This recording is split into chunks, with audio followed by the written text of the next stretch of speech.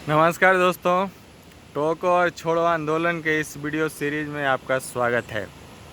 आज का हमारा टॉपिक है सोशल मीडिया को रूल एंड रेगुलेशन के अंडर लाना।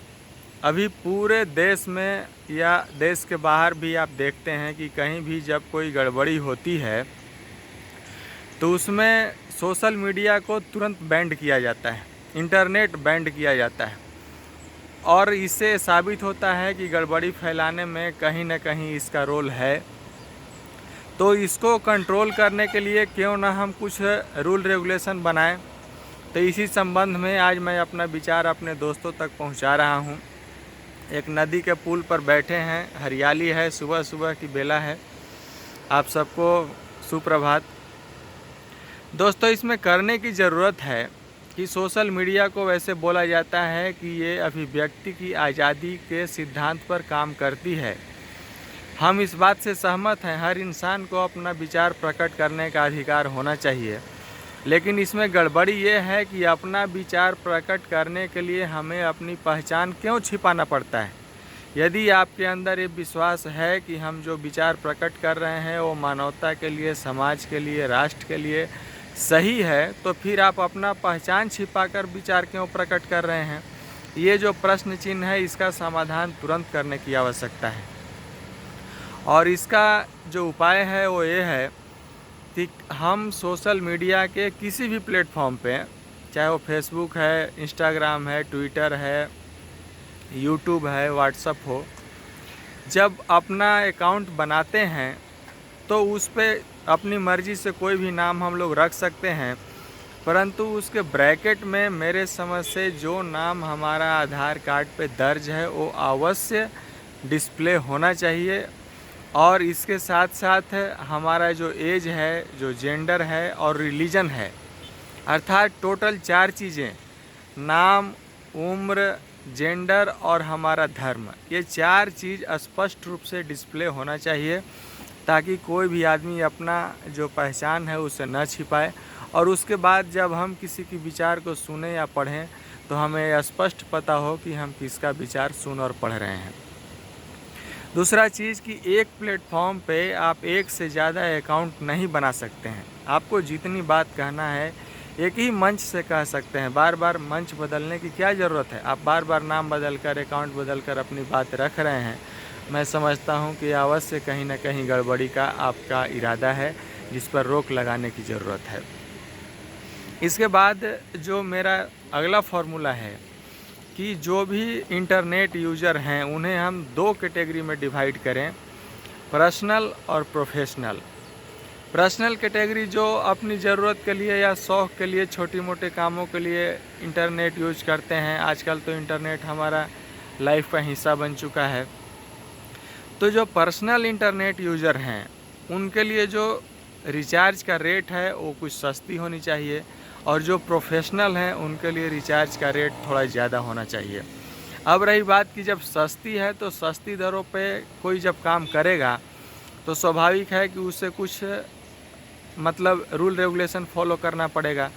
तो इसके लिए मेरे समझ से ऐसा करने की ज़रूरत है कि यदि आप पर्सनल यूज़र हैं तो रात 9 बजे से सुबह 5 बजे तक आपका इंटरनेट 100% क्लोज रहेगा। आप सोइए, घर में आराम कीजिए। रात का समय प्रकृति ने इंसानों को सोने के लिए बनाया है। रात के समय इंसान का जो ब्लड प्रेशर है वो ऑलरेडी लो हो जाता है, अर्थात नींद आती है। जो लोग रात में जगते हैं उनसे पूछिए कि रात में जगने का क्या हाल है। तो जब प्रकृति ने आपको सोने के लिए उपहार दिया है तो आप इंटरनेट यूज करने के चलते क्यों अपना नींद जाया कर रहे हैं, स्वास्थ्य को बैडली इफेक्टेड कर रहे हैं। तो इसलिए मेरा सुझाव है कि जितने भी इंटरनेट प्रोवाइडर कंपनियां हैं यो रात 9 से सुबह 5 बजे तक, अर्थात 8 घंटे के लिए इंटरनेट को क्लोज कर दें पूरा। लेकिन ये सिर्फ पर्सनल यूज़र के लिए होना चाहिए। जो प्रोफेशनल हैं उनके लिए ऐसा नहीं होना चाहिए, क्योंकि इससे उनका कारोबार प्रभावित हो सकता है। दूसरा क्या होगा कि यदि पर्सनल यूज़र का इंटरनेट बंद हो जाएगा तो इससे जो प्रोफेशनल हैं उनको इंटरनेट को हाई स्पीड मिलेगा और वो अपना काम तेज़ी से कर पाएंगे, वीडियो अपलोड जल्दी होगा।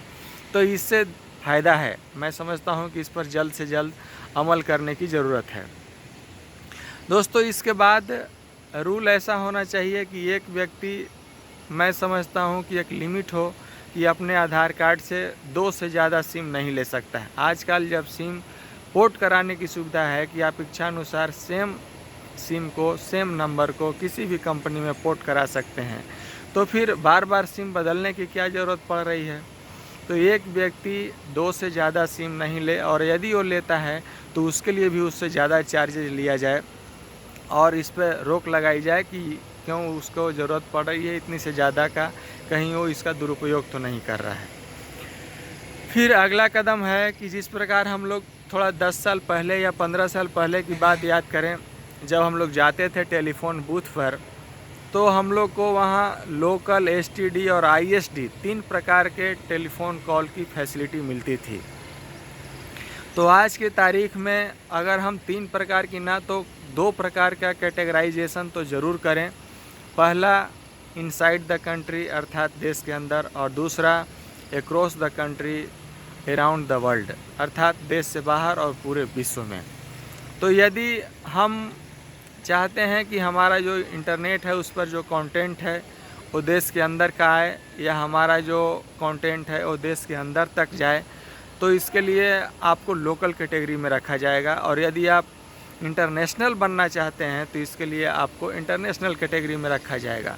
परंतु लोकल और इंटरनेशनल का जो चार्जेज है उसमें भी फ़र्क होना चाहिए। लोकल को कंपेयर टू इंटरनेशनल सस्ती दरों पे इंटरनेट मिलना चाहिए, और यदि आप इंटरनेशनल बनना चाहते हैं तो इसके लिए भी आपको एक वेरिफिकेशन से गुजरना होगा, और उस वेरिफिकेशन के बाद ही आप इंटरनेशनल यूज़र बन सकते हैं।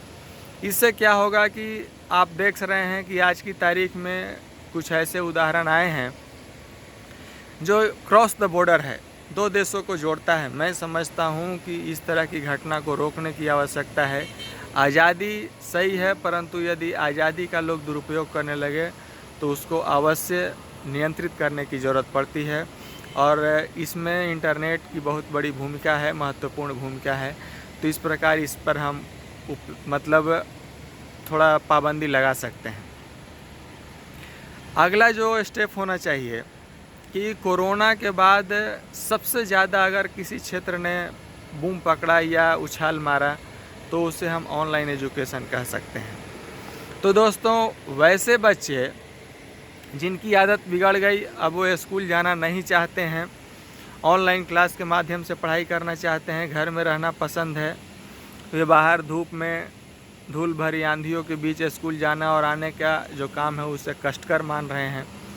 तो ऐसे में मेरा सुझाव है कि उसमें एक कैटेगरी और भी बनाया जाए कि आप इस सिम को किस रूप में इस्तेमाल कर रहे हैं। तो हम एज ए स्टूडेंट इसका यूज़ करेंगे। तो मेरा ये कहना है कि जब एज ए स्टूडेंट आप यूज़ कर रहे हैं, तो जब आप एजुकेशनल साइट ओपन करते हैं तो आपको वेरी फास्ट इंटरनेट प्रोवाइड कराया जाए, 4G, वो भी फास्ट स्पीड में। परंतु जब ही आप other than educational site search करेंगे तो आपका जो नेट का स्पीड है वो स्लो हो जाना चाहिए। इससे फ़ायदा ये होगा कि आज के जो किशोर हैं, युवा हैं, स्टूडेंट हैं, उनको दिमाग भटकेगा नहीं। दूसरा चीज़ कि उस पे जो एडल्ट कंटेंट है वो 100% बैंड होना चाहिए। सोशल मीडिया भी यदि मेरी राय से पूछा जाए तो बैंड होना चाहिए, क्योंकि उससे भी बच्चों की जो सोच है वो प्रभावित होती है। तो इस प्रकार दोस्तों, मैंने कुछ सुझाव आपके सामने रखे। मुझे उम्मीद है कि मेरी राय आपको पसंद आई होगी। तो अपना कमेंट में अपना विचार आप अवश्य प्रकट करें। ये हमारी आदत है और मैं समय समय पर अपना विचार महत्वपूर्ण मुद्दे पर प्रकट करता हूँ। हमारा जो वीडियो होता है वो 1 शॉट वीडियो होता है, अर्थात हम एक ही बार में अपनी विचार रखते हैं। वीडियो में कोई एडिटिंग नहीं करते हैं, कोई छेड़छाड़ नहीं है, अर्थात बिल्कुल फ्रेश 100% प्योर आपको हम अपना विचार प्रोवाइड कराते हैं। धन्यवाद दोस्तों, जय हिंद।